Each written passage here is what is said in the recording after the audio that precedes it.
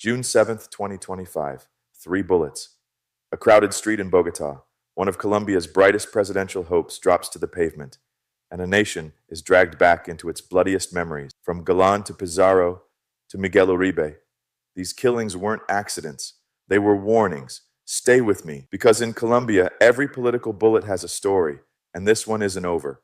Crack open Latin America's boldest secrets, fact-checked, footnoted, and irresistible. I'm Arturo, and this is Latin Lore. From Latin America's history to mysteries and true crime to local legends, whispering Latin intrigue, every tale is triple verified in archives before it reaches your headphones. Hit subscribe.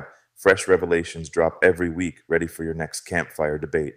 Sirens tear through Bogotá's night. A handmade poster shivers on the police tape. A heart monitor beeps, then flatlines into a silence so heavy it feels like gravity itself. One man's breath stops, and an entire country holds its own. They woke to the kind of silence Colombia has learned to fear, the breathless pause after a headline. Colombian Senator Miguel Uribe dies after June 7th, 2025 shooting. Plaza dawns where candles burn down to puddles of wax, soft prayers in every corner. In Bogotá, Medellín, and high in the Andean towns where radio static is as common as wind, people said his name not to ask a question, but because they already knew the answer. Miguel Uribe. The campaign trail that had been painted as a road toward renewal was now sealed off by yellow tape. A curb still wet with blood, a shell casing glinting in the gutter. Posters meant to win votes were now shrines. Portraits meant for ballots now leaned against flickering candles. The schedule of rallies had become a funeral calendar.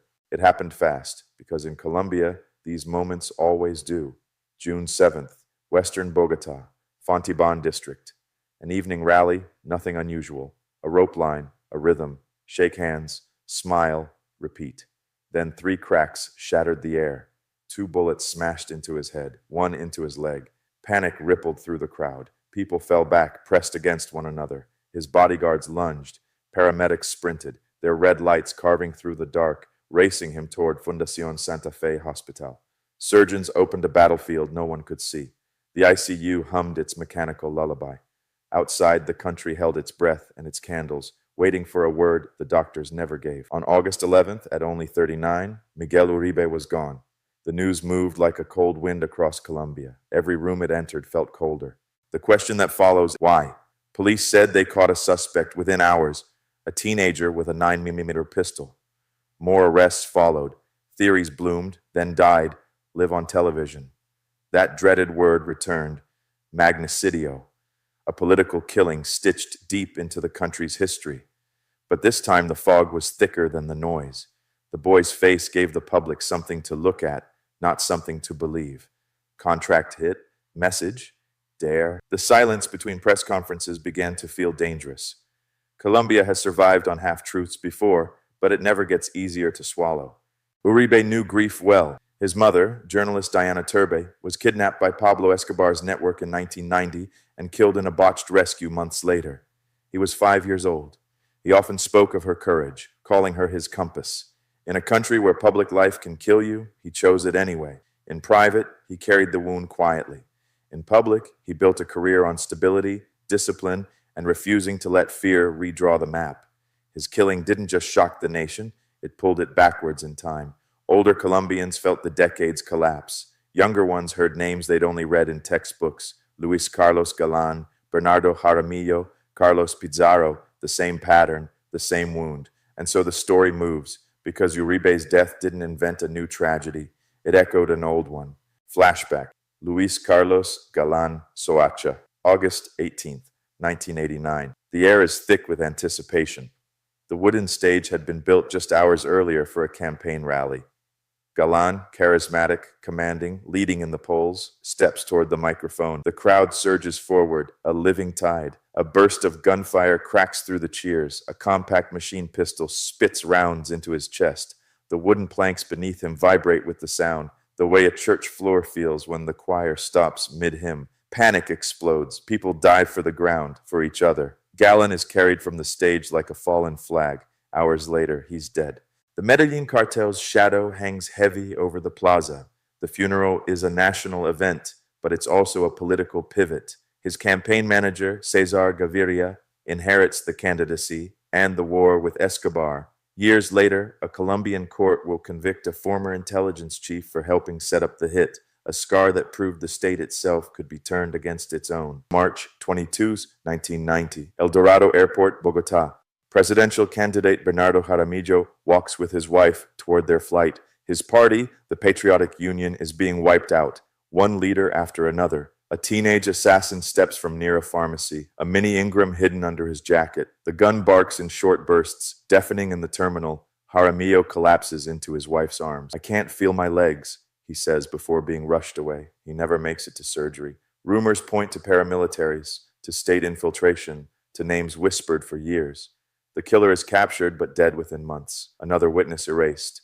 1990, April 26. An Avianca flight, minutes after takeoff from Bogotá. Carlos Pizarro, ex-commander of M19 turned presidential candidate, sits in 23A.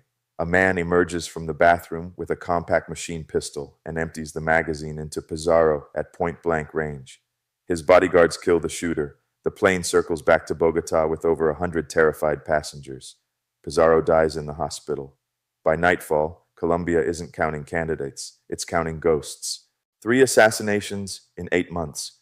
Each killing bent the nation's political future. Each took place in spaces meant to be safe for democracy. A stage, a terminal, a plane.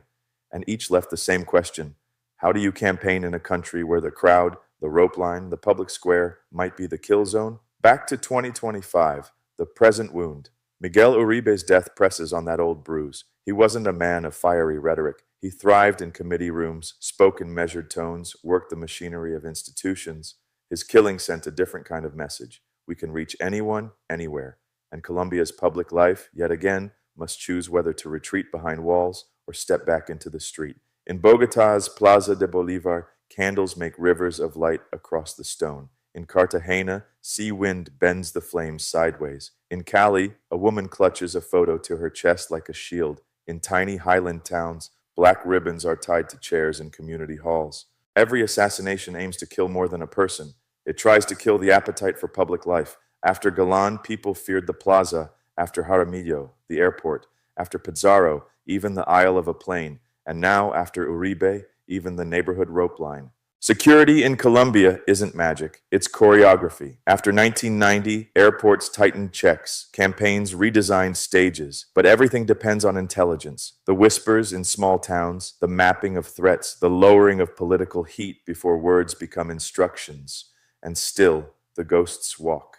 Galán in every politician who dares speak the word extradition, Jaramillo in every organizer who refuses to flinch, Pizarro in every ex-combatant who runs for office, and now Miguel Uribe in every young Colombian who grows up watching a candle lit in defiance.